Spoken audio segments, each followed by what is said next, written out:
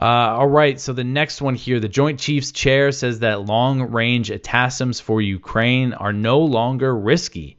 So Chairman of the Joint Chiefs of Staff, General Charles Q. Brown, who is the highest-ranking U.S. military officer, he has claimed that arming Ukraine with long-range Army tactical missile systems, the ATACMs, is not as risky now as it was earlier in the war.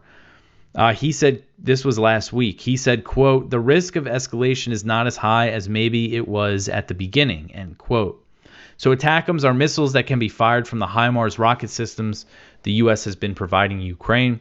So there's been these reports that say the U.S. has already secretly provided Ukraine with ATACMs, but with an older variant that has a range of up to 100 miles.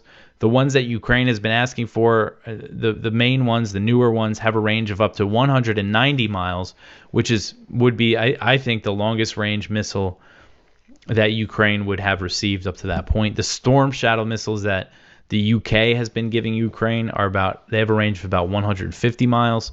So this would be further than that. But one thing about the older variant that they've been giving Ukraine, which is completely insane, is that they're a cluster bomb variant. So these are cluster bombs with a range of 100 miles that the U.S. has given Ukraine. And cluster bombs, of course, kill and maim civilians. That's why they've been banned by over 100 countries, but the U.S. has been dumping them into Ukraine. So really, one reason why they haven't sent the ATACMs, the newer versions, or as far as we know, I mean, who knows, maybe they've secretly sent some of those too, but one reason why they said that they can't is that they don't have enough of them in U.S. military stockpiles. And then the other reason is the risk of escalation. And we've seen this throughout this war, that this is there'll be something that the U.S. or one of its allies rules out and says, no, like tanks. No, we're not going to send tanks. We're not going to send the Abrams tanks. We don't want World War III. That would be a crazy escalation. And then they eventually end up signing off on it.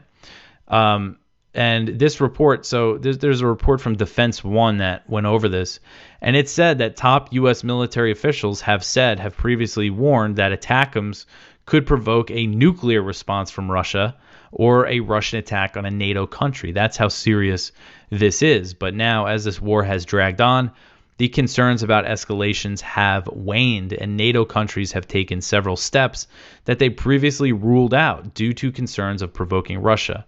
And, you have Brown here saying, oh, yeah, the escalation we don't have to worry about it anymore. We could send these things over. But if you look at the current state of things, I mean, Ukraine was just launching all these attacks, the artillery, shelling, drone attacks, the border raids inside Russia, and Russia responded by launching.